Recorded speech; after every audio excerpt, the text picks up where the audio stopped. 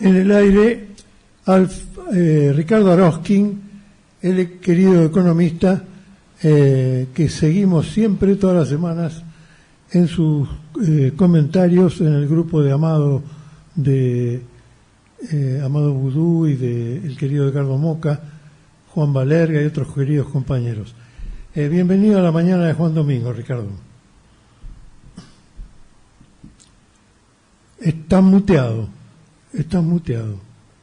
A ver, abrí tu micrófono. Gracias por la invitación, Martín. Al contrario, un gran honor para nosotros.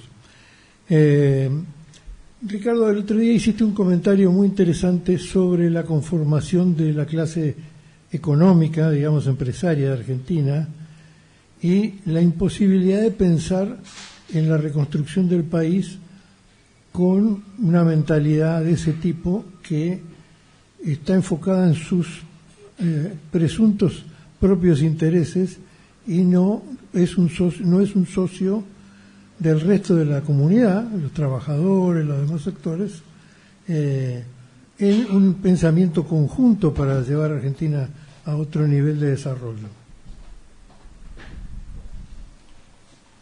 Bueno, mira,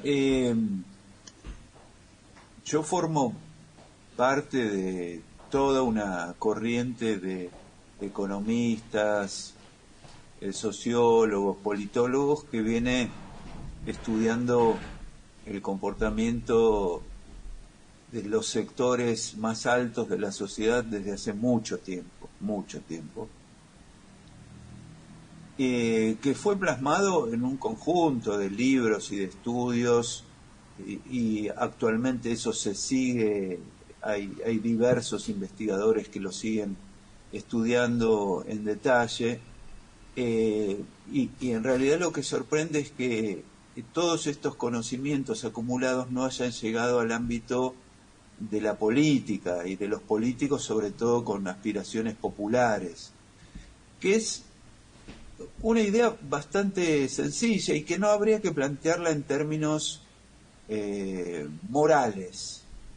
No es que es un tema de buenos y malos, sino de un empresariado que fue protagonista fundamental de la dictadura cívico-militar del 76, y que de ahí en más lo que viene demostrándole al resto de la sociedad argentina es que no tiene ningún proyecto nacional, ningún proyecto que tenga que ver con una integración de la comunidad nacional en un proyecto que a uno le puede gustar más o menos, pero que tenga una cierta coherencia en términos locales, sino que es un empresariado que básicamente es capaz de unirse contra los sectores populares y para obtener beneficios o directamente desguazar el Estado Nacional, pero una vez que ha logrado esto,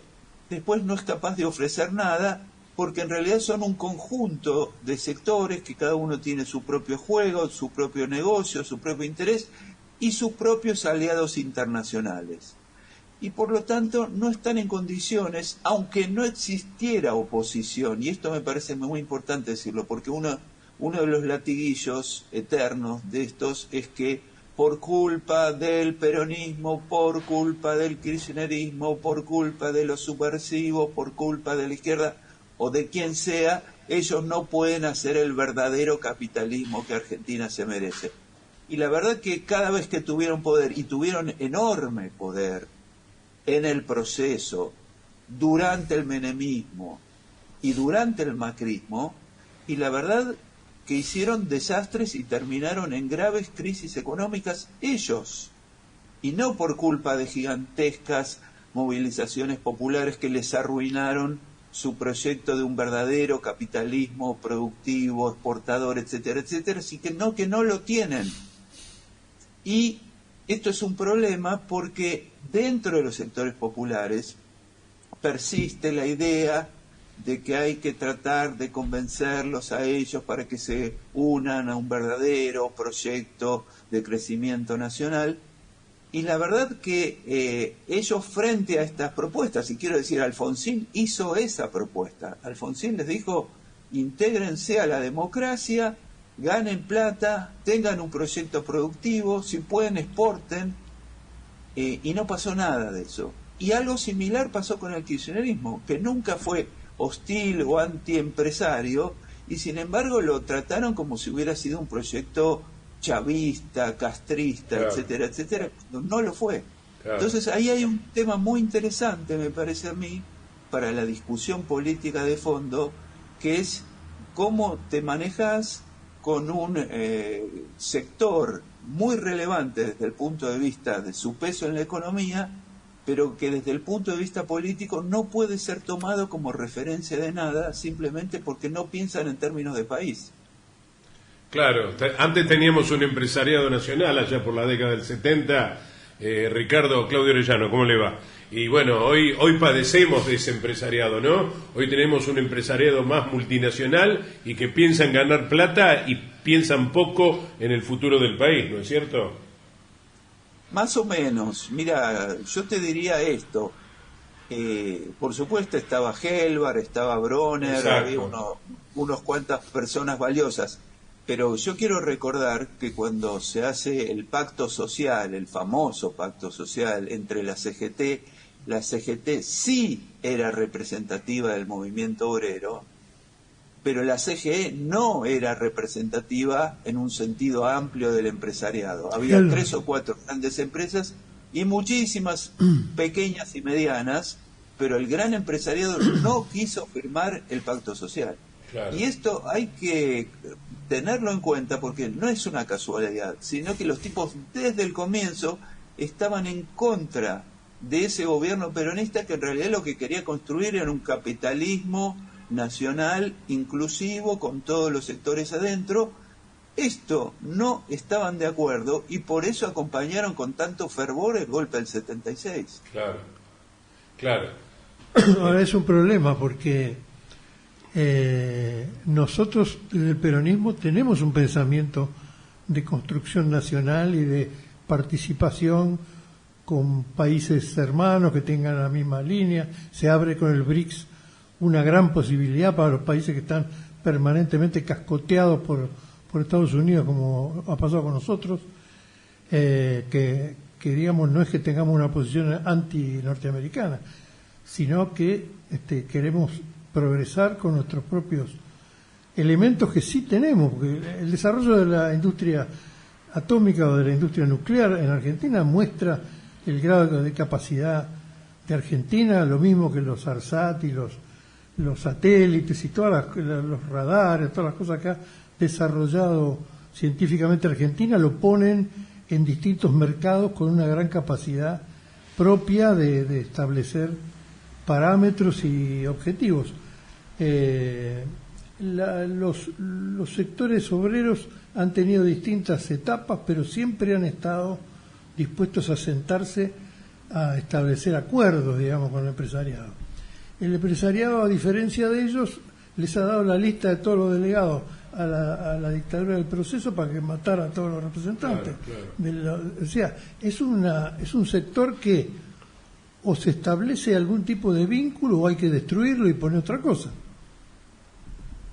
Claro, Martín, yo creo que diste en el clavo totalmente con una descripción que nos muestra una asimetría terrible, que es, digamos, un peronismo que doctrinariamente, históricamente, está dispuesto a la conciliación de clases y un sector empresarial que, sobre todo a partir del 76, está dispuesto a destruir políticamente y organizativamente a la clase trabajadora, y que volvió hace muy pocos días en la palabra de Milei, volvió a su tradicional programa de destruir las organizaciones sindicales, los derechos, todo lo que tenga que ver con el amparo a los trabajadores. Volvemos al mismo programa que está desde el 76 incorporado. Esto es importante entenderlo porque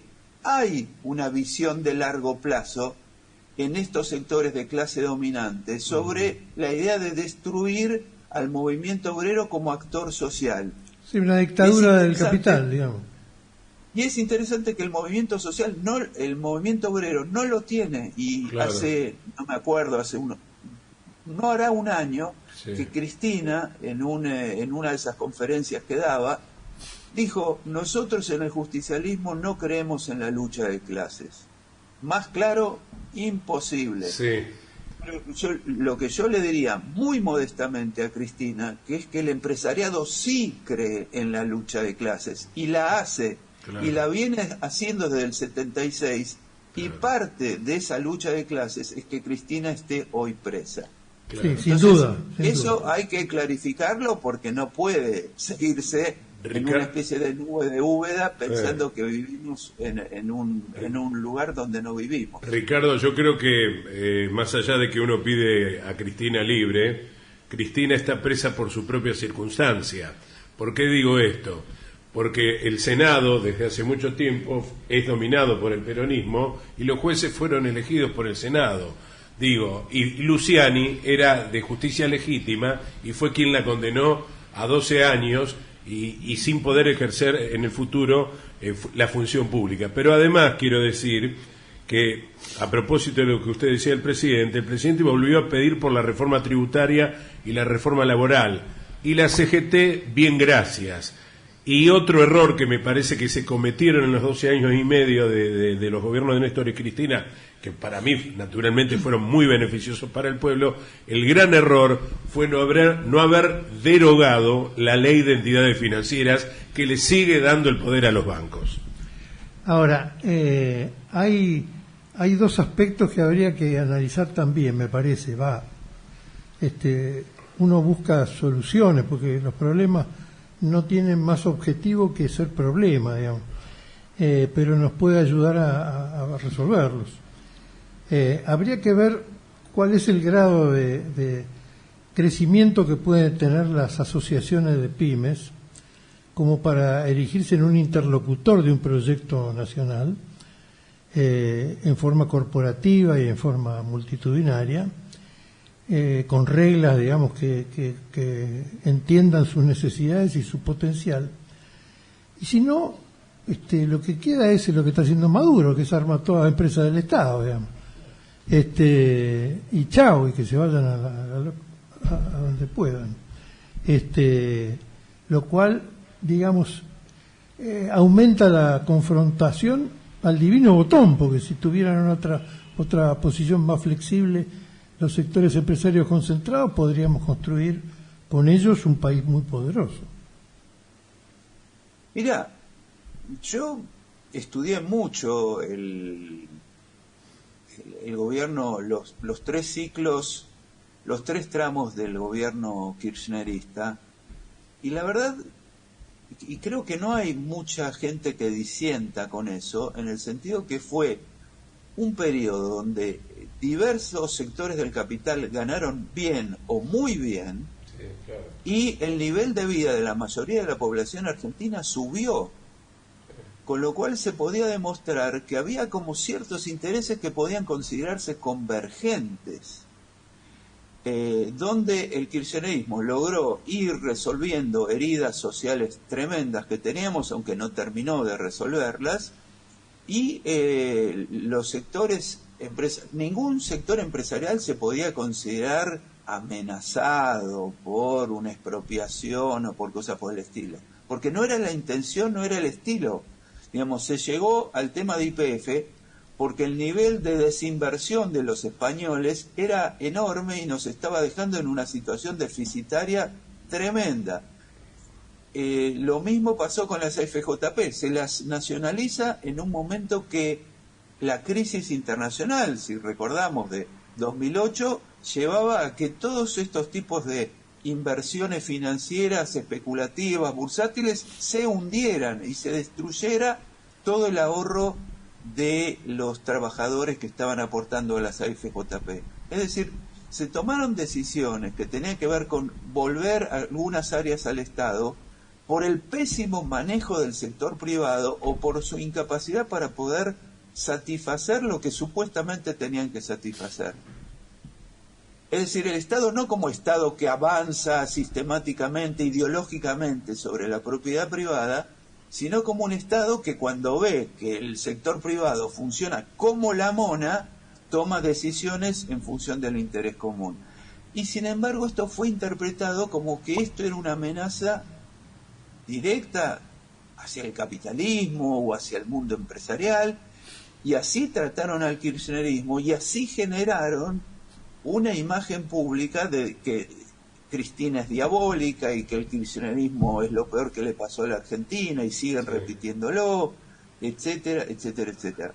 ¿Qué quiero decir con esto? Quiero decir que si no se asume que enfrente tenés esto, porque lo relaciona con lo que dijo recién el compañero de por qué no se cambió la ley financiera de la dictadura.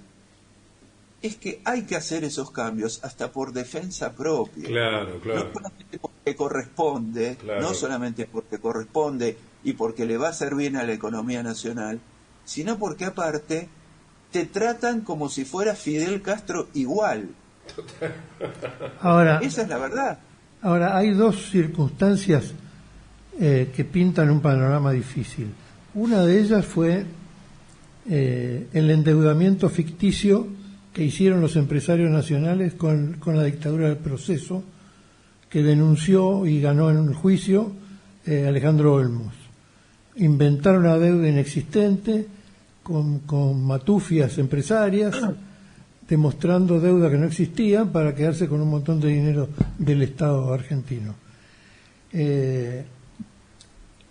Y segundo, queda dando vuelta que esa es la verdadera intención de esas empresas ya consuetudinarias en la Argentina, de cada tanto darle un zarpazo a las arcas del Estado, digamos, con algún invento. Yo no puedo dejar de sospechar seriamente que todo este manejo de Caputo con Macri y de Caputo con Milei parece una cuestión financiera, pero en el fondo, como en La Casa de Papel, es una estafa absoluta, ¿no? Sí. Mira, yo esto lo asocio con viejos problemas que venimos arrastrando en nuestro país y con debilidades propias. Yo creo que también hay que empezar a asumir ciertas debilidades propias, del campo popular. Sin duda. Una de ellas es que nosotros en muchos casos hemos defendido que el Estado tenga déficit. Nunca defendimos que tenga un agujero fiscal terrible, pero siempre defendíamos la idea de que si hay un déficit moderado, bueno, la mayor parte de los países del mundo tienen déficit, claro, y no explotan y no pasa ninguna de esas cosas. Exacto. Ahora, lo que nosotros no pusimos suficiente énfasis es en que en la Argentina se pagan impuestos. Que en la Argentina se pagan impuestos y que los impuestos que están legislados se tienen que pagar y que si no se pagan hay sanciones y las sanciones son reales. ¿Por qué digo esto? Porque hemos sido siempre muy laxos con esa cuestión y en algunos casos hemos tenido déficit fiscal simplemente por incapacidad de recaudar los impuestos que ya están establecidos. No, ni siquiera inventar impuestos nuevos. Digamos, especialistas en el tema tributario te dicen que Argentina siempre dejaba de cobrar impuestos por el 4 o 5% del PBI, que es muchísimo. Es decir, que vos podías tener equilibrio fiscal sin bajar ni un peso del gasto público, pero sí recaudando los impuestos que corresponden. Y esto, te digo, es un pésimo mensaje para el empresariado. El mensaje que nosotros dábamos es, en Argentina medio que se puede hacer cualquier cosa, medio que la ley un poco se aplica, pero un poco no se aplica. Claro. Ahí hay un ejemplo muy serio, porque ahí se le resta credibilidad al Estado. El Estado deja de ser lo que tiene que ser el Estado, que es el garante de que la ley se cumpla, y pasa a ser medio chiste al que se lo puede pasar por arriba. Ahí, entre otras cosas, hay una mirada envidiosa nuestra al Estado chino, ¿no? Que Claro. El buró del partido toma las decisiones y los empresarios no se pueden ni meter. Y además, esa cosa que vendría muy bien tenerla en la Argentina en algún momento, y que en un acuerdo, si nos hemos puesto de acuerdo en tantos derechos nuevos, podríamos ponernos de acuerdo en ese, de que el tipo que roba o que facilita un negocio contra los intereses del pueblo a favor de cualquier tipo de empresariado o de capital rondante, debe tener una muerte, aunque no lo maten, pero esa muerte civil de los chinos, de que lo sacan completamente del juego y terminan siendo parias, porque si no todo es una joda, ¿no? Bueno, nosotros tendríamos que tener una ley similar a la que en su momento propuso Correa en Ecuador, que era que los funcionarios que tengan sus ahorros en el exterior no pueden ser funcionarios. Claro, perfecto. Nosotros nos acostumbramos a que los ministros de Economía de la Argentina tengan la plata afuera. Sí. Lo que es insólito. Totalmente. En relación a su comportamiento con su propio país. O sea, un tipo que tiene la plata afuera es que no confía en la Argentina. Exacto. Y por lo tanto no puede confiar en su propio gobierno. Totalmente de Así acuerdo. que, y quiero decir, no puede ser que uno de los mayores empresarios de la Argentina, muy graciosamente, decida, bueno, me voy a Uruguay porque ahí pago menos impuestos, así no pago impuestos en la Argentina. Por eso recomiendo que No la gente, existe. claro, por eso recomiendo que la gente deje de usar esa billetera, justamente porque gana mucho dinero en la Argentina y la tiene toda en Uruguay. Si lo quiere lo decimos, las iniciales Marco Galperín, ¿no? Con Mercado Pago. Pero el tema también, yo me ponía a pensar esto, Ricardo, con el tema de Bessent y el famoso swap. ¿No habrá sido una venganza de Bessent este famoso swap? Lo digo porque no hace mucho tiempo en Davos el presidente habló de homofobia, habló contra los homosexuales, y sabemos muy bien que el ministro de Economía norteamericano, el secretario de Tesoro, es homosexual, casado con un hombre con 2 hijos. Y además se dedicó en esta semana a comprar pesos argentinos. ¿Por qué? Porque en las arcas del Tesoro Nacional nos quedan prácticamente 100 millones de dólares. Esa es la verdad de la milanesa, nos va a dejar la plaza sin pesos. ¿Qué evaluación hace de eso? ¿No será una venganza de Bessent más que una ayuda al gobierno del señor Milei? Mira, yo tiendo a leerlo menos en términos personales y más en términos estructurales, y ni siquiera vinculándolo a la gestión Trump. Para Estados Unidos, históricamente, América Latina es el patio trasero. Trasero, claro. Estados Unidos viene retrocediendo a nivel internacional por la emergencia de China, porque Rusia militarmente es muy fuerte, porque surgen otras potencias. Todo eso está cambiando el horizonte internacional y me da la sensación que Estados Unidos está tendiendo a retraerse hacia una región geográfica que iría desde Groenlandia hasta Tierra del Fuego. Y tuvo la suerte de que en Argentina, por un contexto, por una coyuntura trágica, llegó al Poder Ejecutivo un cipayo extremo, como es Javier Milei, que no es fácil encontrar a nivel internacional cosas de ese estilo. De esa calaña. En Chile dentro de poco va a ganar Kast, pero tampoco sería un tipo que le regale el cobre de Chile a los Estados Unidos. Es decir, acá encontramos un caso gravísimo que yo creo que no representa al pueblo argentino, pero en Estados Unidos sí se encontró con un tipo que es un verdadero virrey norteamericano en la Argentina.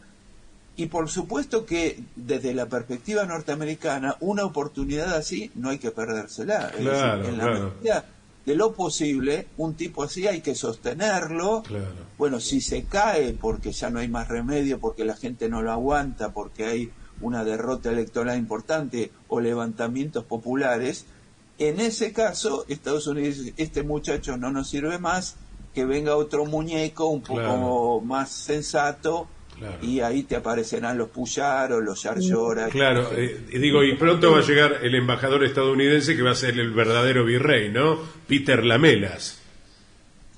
Sí, y que aparte lo ha dicho con mucha claridad, y ahí quiero decir que esas cosas me preocupan mucho en el sentido de que nuestro sistema político no está siendo capaz de reaccionar como el sistema político de un país soberano, es decir, se están comportando como si fueran efectivamente una semicolonia, porque no puede decirte un embajador, yo voy ahí a alinear los intereses de Argentina con los de Estados Unidos y a garantizar que la principal líder opositora siga presa, y le voy a decir a cada gobernador lo que tienen que hacer en materia de sus negocios y la tienen que sacar a China. No puede decir eso y que le demos el placer de embajador. Exacto. Esto tendría que ser una cosa que al día siguiente se sabía que Argentina rechaza a esa persona, aunque sepamos que esas son políticas de largo plazo de los Estados Unidos.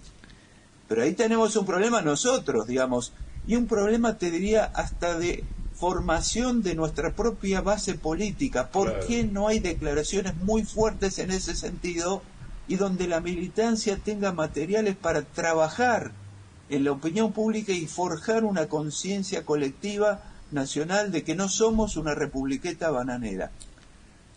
Bueno, y ahí es donde nos quedamos comprometidos todos, Ricardo. Muchísimas gracias por esta conversación. Teníamos mucho interés en escucharte plenamente. Estamos completamente de acuerdo con tu mirada. Evidentemente has trabajado mucho y fino.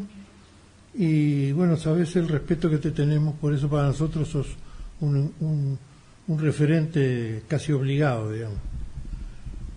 Bueno, muchísimas gracias. Sabiendo de dónde viene ese elogio, estoy mucho más contento.